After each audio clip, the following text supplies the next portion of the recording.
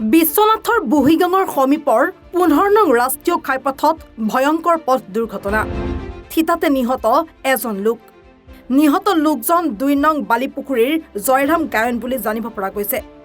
জানিব পৰা মতে বিদ্যালয়ত নিজ কন্যা সন্তানক থৈ উভতাৰ পথতেই তেজপুৰ অভিমুখী AS01FV 8289 নম্বৰৰ এখন তীব্ৰবেগী এল্টো বাহনে খুন্দা মৰাৰ ফলত থিতাতে নিহত হয় 50 বছৰীয়া জয়ৰাম গায়ন।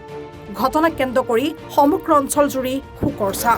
ইয়াৰ কাৰণটো হৈছে কি আমাৰ বুঢ়ী ডাঙৰীয়াইটো ফ'ৰলেনটো কেতিয়াবাতে উদ্বোধন কৰিলে, কিন্তু বৰ্তমানলৈকে আমাৰ বিশ্বনাথ চাৰিআলি বা বুঢ়ীগাঙৰ এই অঞ্চল ফ'ৰলেনটো সম্পূৰ্ণ নকৰাৰ কাৰণে এই দুৰ্যোগ মানুহে ভুগিব লগা হৈছে। আজি এজন উদীয়মান যুৱক তথা শিক্ষক জয়ৰাম গায়ন আজি তেওঁ স্কুলত তেওঁ ছাত্ৰ ছাত্ৰীক থ'বলৈ আহি ঘূৰি যাওঁতে তেওঁ মহতিয়াই লৈ গ'ল।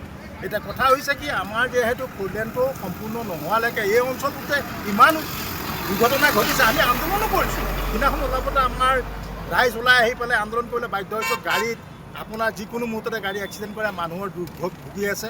গতিকে চৰকাৰলৈ আমি অনুৰোধ, অতি সোনকালে যাতে আমাৰ এই ফ'ৰলেনৰ এধৰুৱা কামখিনি সম্পূৰ্ণ কৰি আমাৰ ৰাইজক জীয়াই থাকিবলৈ সুবিধা দিয়ে।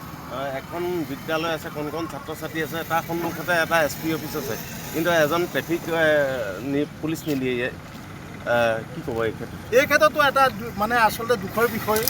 SP এটা অফিচ যিহেতু সম্পদ থকাৰ পিছত এখন আমাৰ শংকৰদেৱ জাতীয় বিদ্যালয় নামৰ এখন স্কুল আছে, কণখন ছাত্ৰ ছাত্ৰীয়ে ইয়াত পঢ়ে। সেইসকলৰ ক্ষেত্ৰত আমাৰ গাড়ী ঘোঁৰাখিনি অকণ কণ্ট্ৰল কৰিবৰ কাৰণে এজন ট্ৰেফিক দিবৰ কাৰণে আমি অনুৰোধ জনাইছোঁ, আৰু অতি সোনকালে যাতে ট্ৰেফিক এজন দি এই অঞ্চলটো সুৰক্ষিত কৰে। তেখেতৰ নাম কি আছিলে? জয়ৰাম গায়ন। গাড়ীখন কোনটো চাইডৰ পৰা কোনটো চাইডে গৈ আছে? গাড়ীখনটো আহিছে লখিমপুৰ চাইডৰ পৰা আহিছিল, আৰু এওঁ চাৰিআলিলৈ যাবৰ কাৰণে গাড়ী ঘূৰাওঁতে লখিমপুৰৰ ফালৰ পৰা গাড়ী তীব্ৰগতি গাড়ীখনে খুন্দা মাৰি ঘূৰাই দিয়ে। Bureau report, any Bharat 24।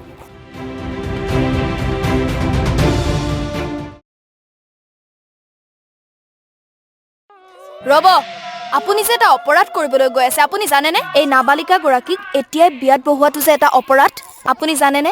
অপৰাধ কেনেকৈ?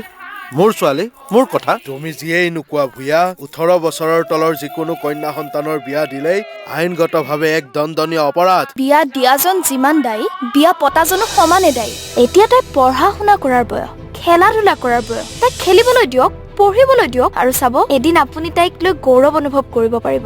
এতিয়াই তাইক সংসাৰৰ বোজা দি তাইৰ ভৱিষ্যত জীৱনটো অন্ধকাৰ কৰাৰ অধিকাৰ তোমাৰ জানো আছে? মোৰ ভুল হৈ গ'ল মাজনী, মোক ক্ষমা কৰিবা। শিক্ষা ল'ৰা ছোৱালী উভয়ৰে প্ৰাপ্য আৰু অধিকাৰ। আপোনাৰ কন্যা সন্তানক তাইৰ এই প্ৰাপ্যৰ পৰা বঞ্চিত নকৰাব। বাল্য বিবাহ ভাৰতীয় আইনৰ দ্বাৰা বিহিত এক দণ্ডনীয় অপৰাধ। এনে অপৰাধ কৰি আপোনাৰ কন্যা সন্তানৰ ভৱিষ্যত অন্ধকাৰৰ মাজলৈ ঠেলি নিদিব।